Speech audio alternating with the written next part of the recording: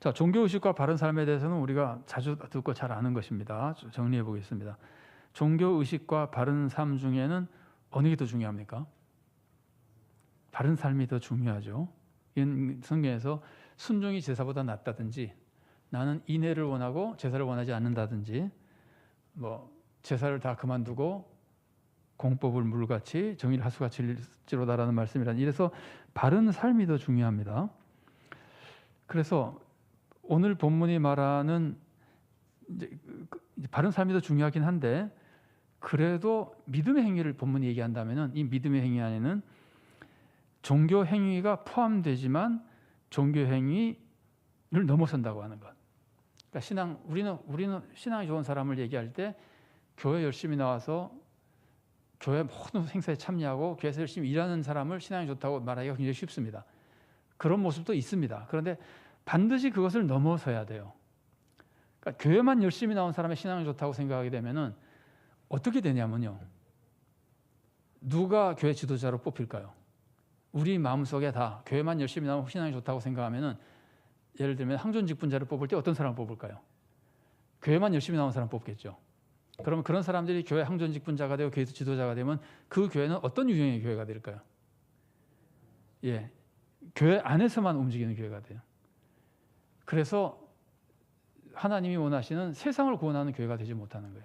그래서 우리의 신앙관 자체가 바르게 되어 있어야 교회가 올바른 방향으로 갈 수 있는 겁니다. 그래서 우리의 믿음은 행위로 나타나는데, 그 행위는 중요한 거는 순종이 더 중요하고 올바른 삶이 더 중요하고, 자주 말씀드리지만 먼저 시작하는 거는 종교 행위가 더 빠릅니다. 항상 예배부터 먼저 드립니다. 그러니까 이 두 가지가 다 있어야 되는데, 우리가 잊지 말아야 될 거는 종교 행위 이상의 행위가 있어야 된다. 그 이상의 세상에서 바르게 살고 사랑하는 행위가 있어야 되는 것이다. 사실은 종교 행위도 굉장히 훌륭한 믿음이에요. 예를 들어서 주기철 목사님이 순교하면서 우리들에게 위대한 믿음을 보여준 것은 사실은 거의 종교 행위예요. 우상 숭배하지 않고 하나님 믿는 종교 행위예요. 그런데 그렇게 밖에 속에 순교하면서까지 한 이 종교 행위는 교회 출석하고 예배를 드리고 이러는 것은 대단한 위대한 신앙입니다. 그러나 그래도 거기에 사랑 행위가 같이 또 있어야 됩니다. 꼭 사랑 행위가, 삶의 행위가 붙어 있어야 됩니다. 경우에 따라서 한쪽이 두드러지게 보이는 것뿐이죠. 교회가 박해받을 때는 믿음을 지키고 예배를 드린 것만으로도 위대한 신앙입니다. 그러나 언제든지 항상 실제로는 사랑 행위가 늘 같이 따라다녀야 됩니다. 그래서 바른 삶은 사랑의 행위고, 사랑의 행위라고 하는 것은 평소의 삶에서 사랑이 나타낸다는 뜻을 의미하는 거예요. 평소의 삶이 아니면, 평소의 삶에서 나타나지 않으면 이거는 죽은 믿음입니다. 거꾸로 말하면은 평소에 나타나는 게 아니라 특별한 환경에서만 나타난다. 특별한 환경에서 나타나는데 평소에는 안 나타난다. 그건 죽은 믿음이에요. 예를 들어서 특별한 환경, 내 친척, 우리 교회 교인, 그 사람을 위해서는 막 희생적으로 도와주는데 평소에는 가난한 사람이 있든 쓰러진 사람이 있든 전혀 상관없이 지나다닌다고 생각해 보세요. 그러면 그거는 사랑이 없는 삶이거든요. 그래서 사랑은 평소의 삶이 중요한 거예요. 사랑의 행위가 있느냐 없느냐의 문제는 평소의 삶에 있느냐 없느냐가 문제예요. 그래서 그 평소의 삶에서 나타나야 되고, 특별한 환경에서만 나타나는 것은 오히려 죽음입니다. 예수님이 그렇게 말씀하셨잖아요. 형제에게만 잘해주고, 그 다음에 빚을 반드시 갚아줄 사람에게만 빌려주고, 이런 사람들은 누구나 하는 거라는 거 아니에요. 그렇지 않은데도 하는 것, 특별한 환경이 아니어도 어려운 환경에도 하는 것. 자, 그 아래 읽어보겠습니다. 그래서 특별한 환경, 교회 행사에서 하는 사랑. 교회 행사에서는 우리가 사랑을 많이 하죠. 많이 도와주고. 근데 그것만으로는 부족하다는 거예요. 평소에 교회 갔을 때, 교회에서 하는 사업에 참여했을 때만 하는 게 아니라 교회와 아무런 관계가 없는 곳에서 자기 혼자 아무도 안 볼 때, 그때도 사랑의 행위가 나타날 때 참사랑이 되는 거예요. 그러니까 사랑의 행위가 있는 사람이 되는 겁니다. 특정한 관계도 마찬가지입니다. 특정한 관계에 있는 사람은 사랑하고 그 사람도 사랑해야 됩니다. 그러나 그것만으로는 부족하다는 거예요. 야고보서 앞부분에서 그런 얘기가 있었죠. 부자를 잘 대접하는 사람에게 내가 이웃을 내 몸같이 사랑하는 것이라면 참 잘하는 건데 일단 차별이 있으면 안 되는 것이다. 부자를 사랑하는 거 절대 나쁜 것이 아닙니다. 그런데 부자는 사랑하고 가난한 사람은 무시하고 이러면은 부자 사랑 자체가 전부 다 가짜가 돼버리는, 사랑이 아닌 것이 돼버리는 거예요. 그래서 특정한 사람만 사랑하는 것이 아니라 어떻게 말하면 평소에 보이는 모든 사람들, 일상의 삶 속에서 아무런 관계가 없는 사람, 여기 쓰인 대로 나에게 무익한 사람이나 심지어 나에게 원수 같은 사람까지도 사랑할 때 참사랑이라고 하는데, 이 말은 달리 말하면은 우리의 행위는 이런 사람들에게 선행을 할 때만 산행위가 되는 거예요. 사람은 자기가 잘하고 있는 것을 보면은 오류에 빠집니다. 자기가 잘못하고 있는 것까지 살펴볼 수 있을 때 뭐랄까요? 자기 자신을 올바르게 알 수 있고 올바른 삶의 길로 삶을 고쳐나갈 수 있습니다. 자, 6번입니다. 이제 행위의 동기, 아까도 잠깐 말씀 나눴지만 정리해 보겠습니다. 행위의 동기가 반드시 사랑이어야 됩니다. 어떤 행위를 해도, 어떤 선행을 해도, 많은 행동을 했지만 거기에 사랑의 동기가 없으면은 야고보서가 오늘 가르쳐준 말씀대로 다 죽은 믿음이 되어버리는 거예요. 그러니까 사랑의 동기가 중요한 겁니다. 그래서 정리합니다. 나의 명예, 나의 이상, 실현을 위해서 이웃을 도와준다. 그거는 진정으로 이웃이 잘 되기를 위한 동기는 없고 나에게 목적이 있는 겁니다. 내가 이것을 통해서 명예를 얻거나 내 꿈을 이루는 것. 꿈은 좋은 꿈이죠. 근데 이루는 것은 나를 위해서 이루는 겁니다. 그런 것들은 다 행함이 있어도, 몸을 내주고 재산을 다 바치는 행함이 있어도 사랑이 없기 때문에 죽은 믿음이 되는 겁니다. 이걸 우리가 아가페와 에로스에서 많이 살펴봤었죠. 아가페는 가치를 부여해 주는 사랑이고 에로스는 가치를 추구하는, 내가 그 가치를 자꾸 얻으려고 하는 사랑입니다. 자, 그 다음에 유명한 말씀, 이것도 우리가 몇 번 나눠본 것인데 오늘 반복된다고 생각하면 되겠습니다. 이런 말을 많이 한다 그랬죠. 믿음으로 구원받고 행위로 상을 받는다. 이게 실제로 일어나는 사건에서 이게 맞는 경우가 생길 수도 있어요. 맞는 경우가 될 수도 있어요. 믿으면 행위가 없어도 구원받는 건 맞잖아요. 뭐 강도처럼 바로 죽거나 어쨌든 믿음으로 구원받는 게 맞는데, 행위로는 믿음으로 구원받고 행위로 상을 받는다고 표현을 해버리면은 어떤 위험의 소지가 있느냐면은 행위와 믿음이 서로 분리되는 것 같은 인상을 받잖아요. 믿음만 있으면 구원받고 행위가 있으면 상을 받고 없으면 상을 못 받고, 그러니까 행위가 없어도 믿음으로 구원받는다는 것이 돼버리잖아요. 그래서 이게 우리들에게 큰 오해의 소지가 있는 겁니다. 행위가 없는 믿음이라는 건 사실 존재하지 않는 겁니다.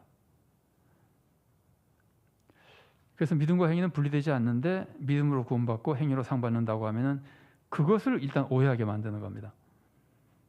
그 다음에 우리가 알고 있는 대로 행함이 있는 믿음으로 우리는 다 구원을 받지만 행함은 누구나 부족합니다. 천하 없는 사람도 행함은 다 부족합니다. 성경의 어떤 인물도 행함은 부족합니다. 그래서 행함으로 구원받는다고 해서 행함이 완성된 후에 구원받는 것이 아닙니다. 행하려는 마음을 가진, 참된 믿음의 마음을 가진 사람, 그 사람이 구원을 받는 겁니다. 그리고 이제 믿음으로 구원받는다고 할 때 믿음으로 구원받고 행위로 상 받는다 그러면 안 되고, 그거는 오해 소지가 너무 크고, 믿음으로 구원받고 행위는 그럼 뭐냐 그러면 행위는 믿음을 지켜주는 역할을 합니다. 행하지 않으면 어떻게 된다 그랬죠? 아까 야고보서 1장에서 율법을 읽어도 행하지 않으면 뭐가 된다 그랬죠? 잊어버린다 그랬잖아요. 그러니까 내가 예수님을 믿었는데, 그래서 분명히 믿음으로 구원을 받았는데, 믿자마자 구원 받으니까 행하지 않으면은 하나님 말씀을 다 잊어버리게 되고 결국은 믿음이 없어져 버리는 거예요. 그래서 행위는 믿음을 지켜주고 구원을 지켜주는 역할을 하는 겁니다. 자, 그래서 산 믿음은요, 우리는 산 믿음 그러면은 1차적으로 내가 구원받는다는 생각하잖아요. 우리가 산 믿음을 배우는 이유가 뭡니까? 내가 산 믿음이 아니면 내가 구원받지 못하기 때문에 하는 거죠. 산 믿음이 나의 구원과 직접 연결이 돼 있어서요. 우리는 그걸 제일 중요하게 생각하는데, 맞습니다. 우리는 다 자기가 제일 중요하니까. 그래서 행함 있는 산 믿음으로 내가 구원받으니까 이게 가장 중요한데, 근데 그것만이 아닙니다. 행함에 있는 산 믿음은요, 내가 구원을 받을 뿐 아니라 내가 올바른 신앙생활을 하면은 우리 자녀들이 신앙이 어떻게 되겠어요? 올바른 신앙을 배우게 되죠. 우리 교회 성도들이 우리 교회 20년 신앙생활하는 성도가 올바르게 행함 있는 신앙생활을 쭉 해오면은 그분을 교회 와서 보고 그분과 같이 교회 활동을 하고 이런 사람들이 신앙을 어떻게 배우겠어요? 아, 신앙생활을 저렇게 하는 거구나. 그 사람이 올바른 신앙생활을 하게 될 거 아니에요.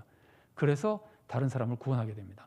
내가 행함 있는 신앙생활을 하면 그것이 모범이 돼서 다른 사람의 신앙을 붙들어주고 그 사람이 구원받도 인도해 줄 수 있습니다. 이게 행함이 없으면 거짓 선지자라 그랬죠. 기억나세요? 예수님도 그랬잖아요. 행함이 없는 그 사람들은 거짓 선지자라고 했잖아요. 마태복음 7장에서. 행함이 있어야 나도 구원받지만 이웃도 구원할 수 있는데, 또 한 가지는 뭐냐면 행함이 있으면요, 행함은 다 사랑이죠. 그러면 그 행함이 다른 사람에게 유익을 끼치잖아요.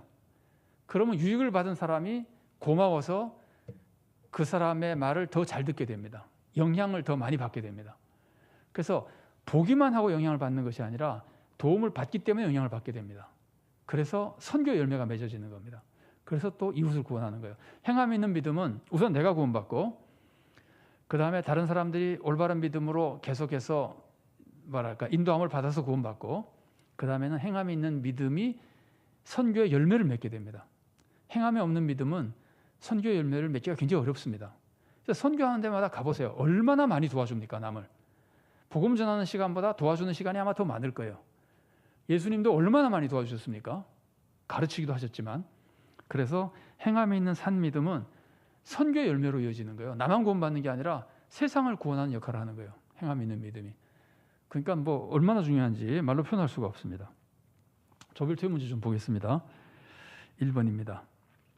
나의 믿음은 산 믿음입니까? 혼자 답을 해보시고 왜 그렇게 생각하는지 말씀해 주시고, 내 믿음이 아직 산 믿음이 아닌 것처럼 만일에 느껴진다면 내 믿음이 산 믿음이 되기 위해서는 무엇을 고쳐야 할지 한번 생각해 보시면 좋겠습니다. 아니면 산 믿음으로서 부족한 모습이 있다는 걸 발견한다면 고쳐야 할 점 찾아보시고, 2번입니다. 믿음만 있으면 행함이 부족해도 된다. 이 말이 맞는 말입니까? 틀린 말입니까? 믿음만 있으면 행함이 부족해도 된다. 틀린 말이라고 하면 큰일 나죠. 행함이 부족하지 않은 사람이 어디 있어요? 다 지옥 가버리지. 근데 맞는 말이라 그래도 조금 문제가 있는 것 같죠, 그죠? 그래서 이런 말씀이 어떻게 이해해야 올바른 말씀이 되고 어떻게 이해하면은 신앙생활에 큰 해가 되는지를 한번 찾아보십시오. 그런 걸 잘 우리가 분별할 줄 알면은 신앙생활에 바른 신앙생활을 정립하는데 유익하리라고 생각됩니다. 3번입니다. 내가 말만 하고 행하지 않는 경우를 찾아보시고 고칠 점을 말씀해 주십시오. 내가 말만 하고 행하지 않는 경우, 이건 아까 말한 대로 인사말까지 다 포함하는 겁니다. 기도까지도 포함하는 겁니다. 회의에서 회의하는 것도 다 포함하는 겁니다. 말은 하고 행하지 않는 경우가 있는지 구체적으로 한번 찾아보시고, 아, 내가 어떻게 고쳐야 되겠구나 하는 걸 한번 생각해 보시면 좋겠습니다. 4번입니다. 행함이 있는 믿음이 얼마나 좋은 열매를 맺는가를 살펴보기 위한 것인데, 우리 교회 성도들이 믿음대로 행하면 나타날 좋은 점을 5가지 찾아보십시오. 우리 교회 성도들이 다 믿음대로 행하는 신앙생활을 하면 어떤 좋은 점이 나타날까요? 5가지 찾을 수 있겠어요? 뭐 구체적으로 찾아보세요. 정 없으면 이 사람도 이렇게 잘 되고 저 사람도 이렇게 잘 된다고 찾아봐도 좋고, 하여튼 구체로 한번 찾아보세요. 가장 기본이 뭐죠? 우리 교회 성도들이 믿음대로 행하면 나타날 가장 좋은 점은 다 구원받는 거죠. 자, 그 다음에 이제 다른 사람에게 어떤 선한 영향을 미치는가를 한번 쭉 생각해 보시고, 그래서 야, 정말 믿음대로 행해야 되겠구나 하는 결단을 하면 하나님께서 오늘 성경 공부에서 큰 은혜를 내려주신 것이라고 볼 수 있습니다.